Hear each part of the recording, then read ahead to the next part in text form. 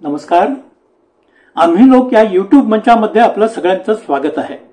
मित्रहो, सध्या महाराष्ट्राचं राजकारण ज्या पद्धतीनं चाललेलं आहे ते पाहिलं की हे राजकारण नसून एखाद्या टुकार हिंदी सिनेमाचं छायांकन जणू सुरू आहे की काय असं वाटून जावं. जुना जमाना म्हणजे हिंदी सिनेमाचं सुवर्णयुग होतं असं म्हणतात.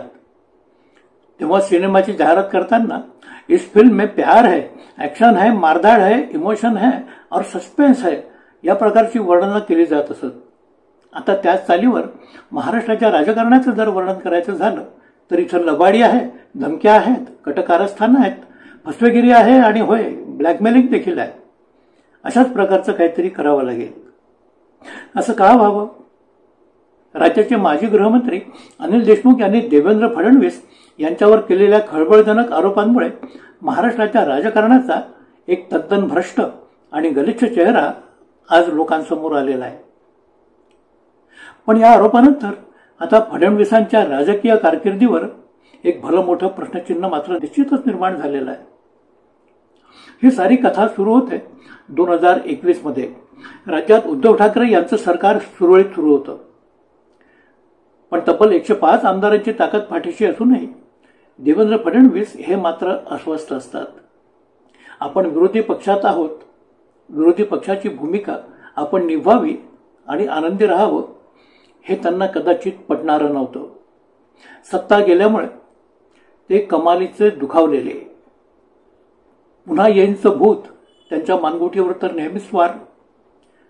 महाराष्ट्रातलं आघाडी सरकार खाली खेचा असे आदेश आग्रह वरून अर्थात असेलच.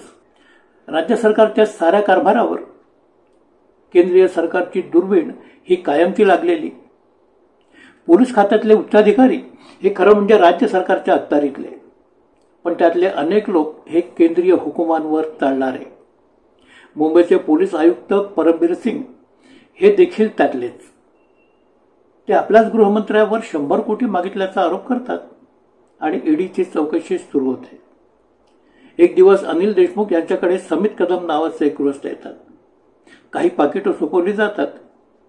मुख्यमंत्री उद्धव ठाकरे, आदित्य ठाकरे, अनिल परब आणि अजित पवार यांच्या विरुद्ध काही प्रतिज्ञापत्र तुम्ही करून दिलीत तर ईडीपासून तुमचा बचाव होऊ शकेल असं आश्वासन देशमुखांना मिळतं.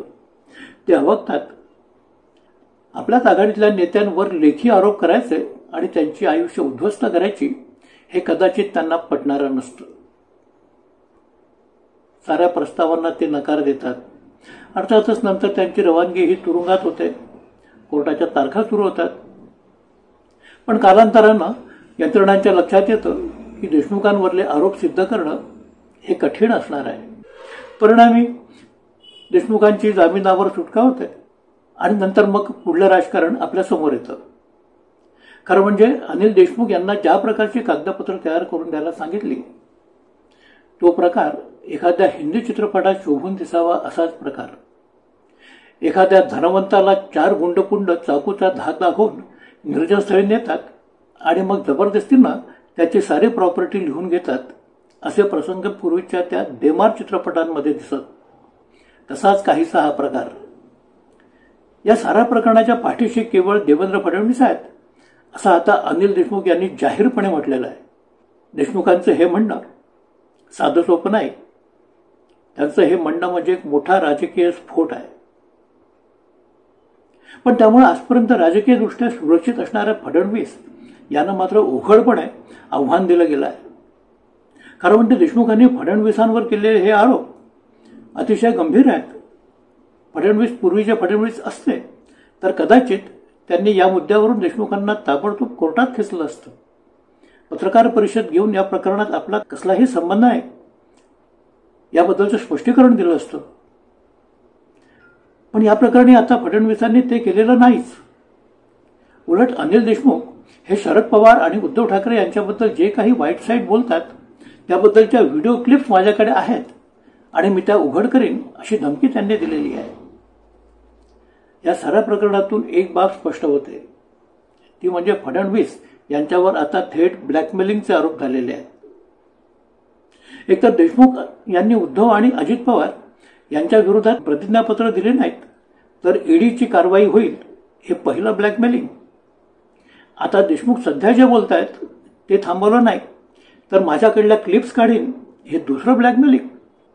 अरे तुमचा धंदा राजकारणाचा आहे की ब्लॅकमेलिंगचा? असा प्रश्न आता कोणीही विचारू शकेल. राज्याच्या गृहमंत्र्याकडे अनेक प्रकारची संवेदनशील माहिती नेहमी येणारी असते. गृह खातं एकाच वेळी अनेक लोकांवर नजर ठेवून असतं. कोण कोणाविषयी काय बोलतं, कुठे काय करतं, ही माहिती गृहमंत्र्यांकडे पोहोचणं हे साहजिक आहे. महाराष्ट्रात यापूर्वी अनेक गृहमंत्री होऊन गेले. त्यांनी त्यांच्याकडे असलेल्या गुप्त वार्तांची या प्रकारे कधी वाच्यता केल्याची आणि या गुप्त वार्तांचा कधी असा वापर केल्याची उदाहरणं आपल्यासमोर नाही आहेत. फडणवीस यांनी आपल्या बचावासाठी किंवा राजकीय कारणांसाठी जवळची माहिती आहे ती बाहेर काढीन असं म्हणणं हे मात्र अति झालं. पण खरंच अनिल देशमुख हे जे काही सांगतायत त्याप्रमाणे हा सारा प्रकार असेल? तसं असेल तर आता महाराष्ट्राच्या राजकारणाची पुरती गटारगंगा झाली आहे हे सिद्ध होईल. महाविकास आघाडीची सत्ता आल्यानंतर बेकार झालेले फडणवीस हे सैरभैर झालेले होते. पुन्हा यांच्या स्वप्नानं त्यांना असं घेरलं होतं की सत्तेसाठी काहीही करणं त्यांना कबूल होतं. त्यांच्याच पक्षाचे एक नेते आशिष शेलार त्यांनी तर दडपोक्तीही बोलून दाखवली होती की उद्धव यांचं सरकार पाडण्यासाठी आम्हाला जे जे करायचं ते आम्ही सारं केलं आणि ते केलं म्हणजे ती आमची रणनीती होती. यालाच मराठीत शिरदोरी म्हणतात. आज अनिल देशमुख ज्या आत्मविश्वासाने बोलत आहेत त्यामुळे त्यांच्या बोलण्यात काही ना काही तथ्यांश असण्याची शक्यता ही फार जास्त आहे. दुसरं असं की अंधश्रद्धा निर्मूलन समितीचे संयोजक श्याम मानव यांनी सरळ सरळ अनिल देशमुख यांची बाजू उचलून धरली आहे. अनिल देशमुख जे सांगतात त्यावर त्यांचा पूर्ण विश्वास आहे. श्याम मानव हे कोणी राजकीय कार्यकर्ते नव्हेत की कुठल्याही स्वार्थाखातर ते देशमुख यांच्या बाजूनं किंवा फडणवीस यांच्या विरोधात बोलतील अशी स्थिती मुळीच नाही. त्यामुळे अनिल देशमुख यांना फार मोठं नैतिक बळ मिळाल्याची स्थिती आज आहे. सध्या विधानसभा निवडणुकांना अद्याप वेळ आहे. तोपर्यंत या प्रकरणातली पुष्कळशी माहिती बाहेर येईल. पुन्हा वार आणि प्रतिवार होतील, वादविवाद झडतील.